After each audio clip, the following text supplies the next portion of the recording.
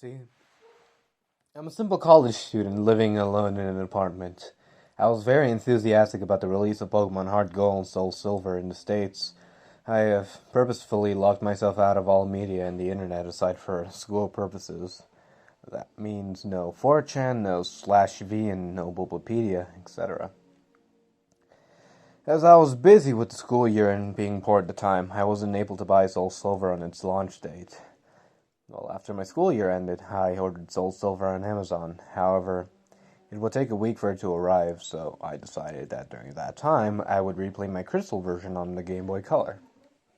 However, I realized that long ago my mom threw it away because I told her that the save went dead, and I was very upset about it then. She also threw away my Silver version, so all I have is my Game Boy Color. As such, I set out to GameStop and bought a used Silver version, as it was the only Pokemon game left that they have for the Game Boy Color. $10, fairly cheap. I went home and I started up for a nostalgia trip. However, this is where things started getting bizarre and most likely the reason why you're reading this. The Game Freak logo started up as normal, but it just froze there. I thought the card was just aired or something, so I turned it off and on, and same thing happened. I tried pressing A and start over and over, and all of the buttons, eventually, the logo just vanished and there was a black screen for about 5 seconds. Suddenly, rather than going to the usual menu screen, I was already in the game in a previous saved file, which was odd, considering that I was expecting all of these cards to have been wiped because of the poor battery. Either way, I wasn't complaining, as I would have chosen the continue option just to see what the previous guy did anyways. First off, I checked his trainer information. His name was just ... He didn't have much originality. I checked his profile and apparently he had 999 99 hours put into the game, with all badges, 16 of them, and maxed out Pokédollars, and all 251 Pokemon on the Pokedex. Seeing as he apparently caught Mew and Celebi logged also, I'm guessing he either used Game Genie or was a really hardcore Pokemon player back then. I checked his Pokemon to see what badass team he has, and to my surprise, I saw 5 unknowns and a 6th Pokemon named Hurry. I'm thinking that this must be some cruel joke by the person who last played this game, but I decided to check the profiles of those Pokemon anyways. As expected, they were just different Legends of the Unknown, all level 5. I was a bit shaky with my unknown alphabet at that time, but I identified the word spelled out to be leave. As for the 6th Pokemon, it turned out to be a Cyndaquil. Mind you, it's before they were individualized Pokemon icons. Cyndaquil looked normal, but it was level 5 with only 1 HP and 2 attacks, Leer and Flash. I didn't know why they named him Hurry at the time, I just disregarded it, but the most eerie thing was that, despite my volume being at max, none of the Pokemon he had said their usual cries. Just pure silence. Having enough to the team, I closed it. I was parked at what appears to be a room inside Bellsprout Tower. However, for some reason there were no NPCs around. Even more eerie is that the pillar in the middle didn't move at all, as if it was just leaning on its side. There was no music at all, and there was no exit or ladder, or at least I thought there wasn't. I walked around for a few minutes, but can't seem to find my way out. This was certainly not a room I've seen in Bellsprout Tower before. Tried checking my items for an escape rope, but the bag was completely empty, and there wasn't any wild Pokemon either. Finally, I managed to find the ladder, which turned out to be behind the pillar. The screen turned black, and the music finally started playing. I had a sudden chill as I recognized that melody. I heard to be the theme you hear when you listen to the radio at the Alpha Ruins, where the Unknown are at. I immediately recognized there wasn't a loading transition button. Rather, I was in a dark room and I would need flash. For long, I took care of that. I immediately checked my Pokegear to change the radio to something more pleasant, but turns out there was no radio card or even phone, no time cards. There was only a map card in which Gold, or ... from earlier, and I will call him Gold from now on, was just walking in the midst of black. I recall that Cyndaquil had flash, so I turned off my Pokegear, and I made Cyndaquil use flash. I didn't see any message saying, hurry, use flash, or anything like that. The room just became lit. Just like that. And I soon regretted it. The room was chilling, blood red, with a linear gray path heading south. The ladder I used to go up and down was not there at all. I had no choice but to head south. The screen got darker every 20 steps I made, until I finally made it to the end, which appears to be a sign. I read the sign, which said, "Turn back now." Suddenly, I was asked to answer a yes or no, but there was no question asked. I chose yes, as I didn't know what it was asking, and the screen went black again, making a ladder climb sound effect. The unknown radio music stopped in a few seconds.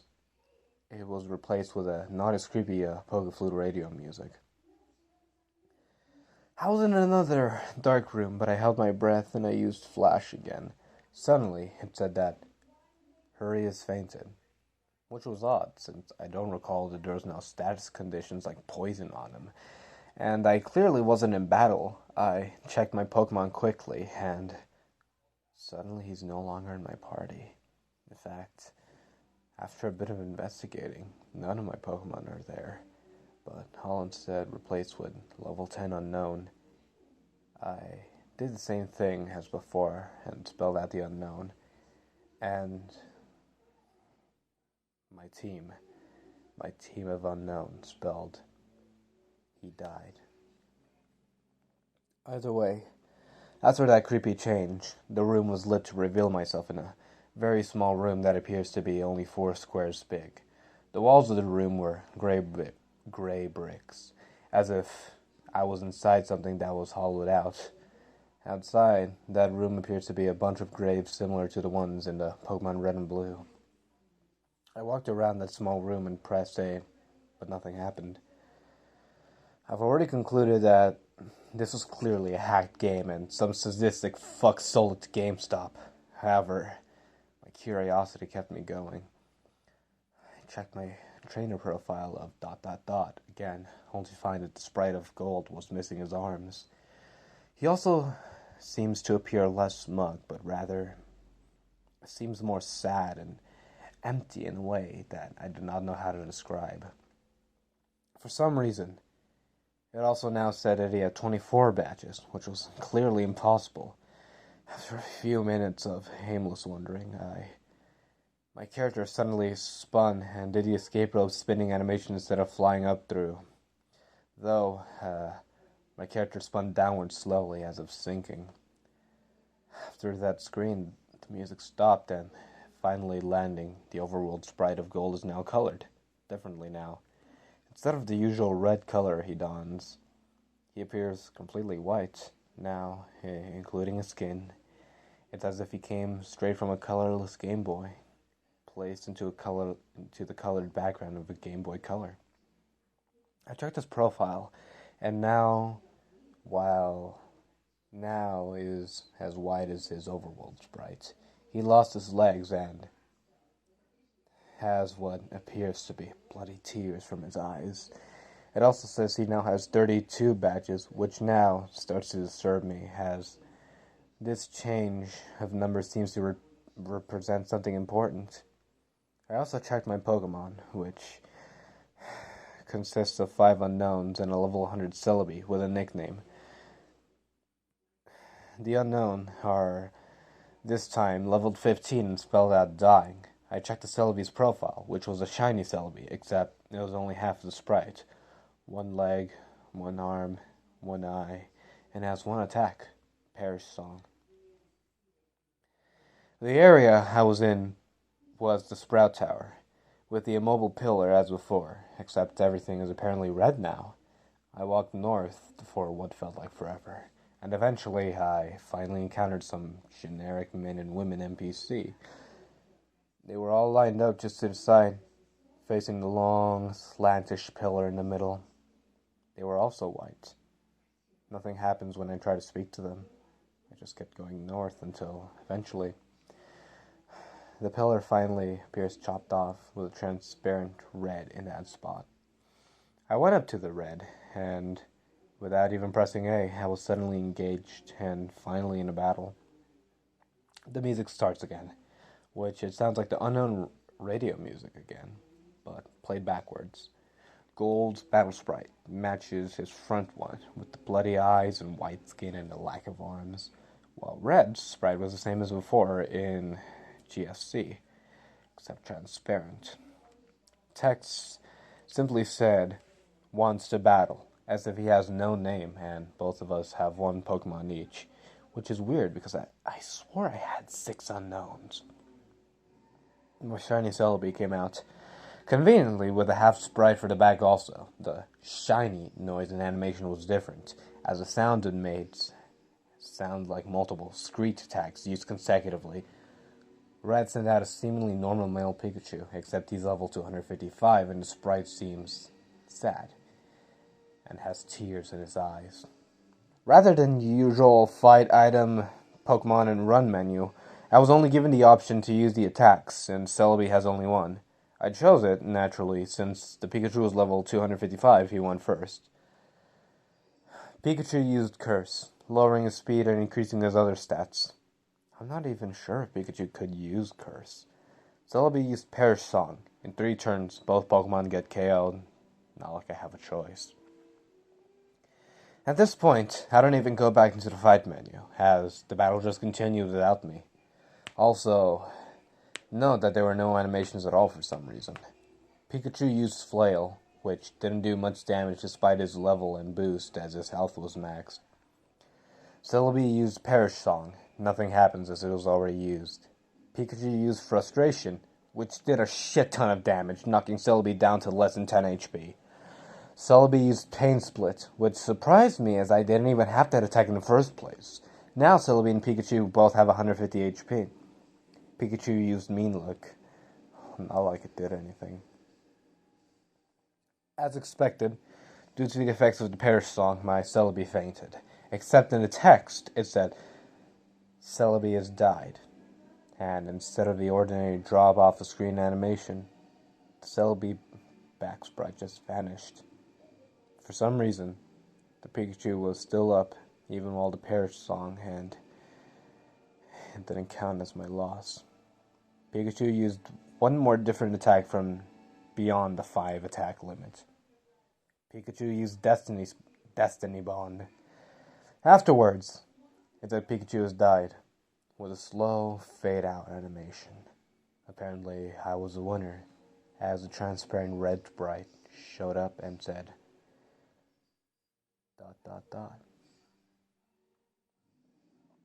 At that point, I'm just freaked out, as the transparent red sprite was suddenly beheaded, leaving nothing but his transparent body. The battle then ended, and at that point, it all faded out along with the music. I'm back in the overworld, and with another change to the gold sprite. He's now as transparent as Red's overworld sprite. I quickly checked Gold's profile, where, this time, the only thing that remains of him is his head with the transparent skin.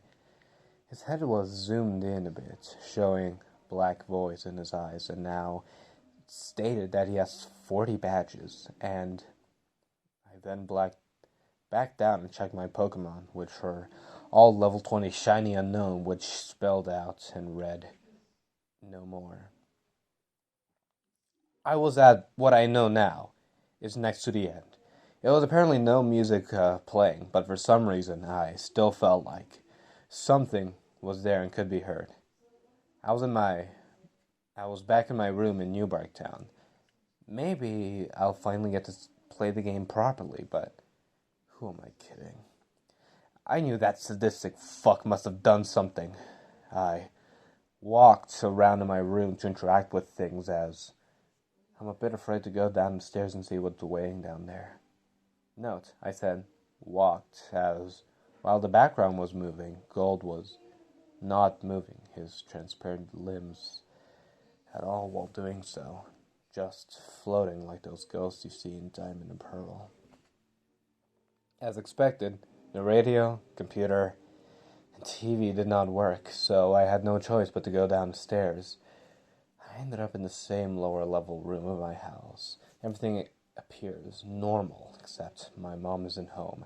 After failing to interact with anything in this room, I just decided to go outside. To my surprise, that door leading outside at the south didn't work, and instead I just walked straight through into a void. I continued moving south to see what the fuck was going on. My house vanishes as I head south into the void.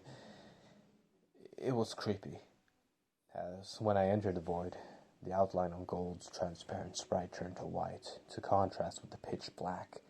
Eventually, I reached a wide area, and Gold's sprite turned black and transparent again. I continued south without thinking of stopping at all. After a long trek south, I eventually encountered something. It was Gold's regular sprite. I talked to it, and he said, "Goodbye forever," and vanished. As that happened, it said, question mark, question mark, question mark, used nightmare. At which point, I would not deny that being possible. Gold did another escape rope animation, spinning slowly downwards like before. Now I'm back into that small, hollowed-out room, surrounded by graves earlier. Or at least, I'd say I was back there. There was no sprite anymore. I tried to walk around, but nothing moved. Not even a wall bumping noise. I checked my trainer profile, which... absolutely no Gold sprite left. I had said I had 0 badges, and all of the pictures of the Johto gym leaders at the bottom were replaced with skulls. I checked my Pokemon, which were all level 25 unknowns. As expected, it spelled out a phrase that I dared to read.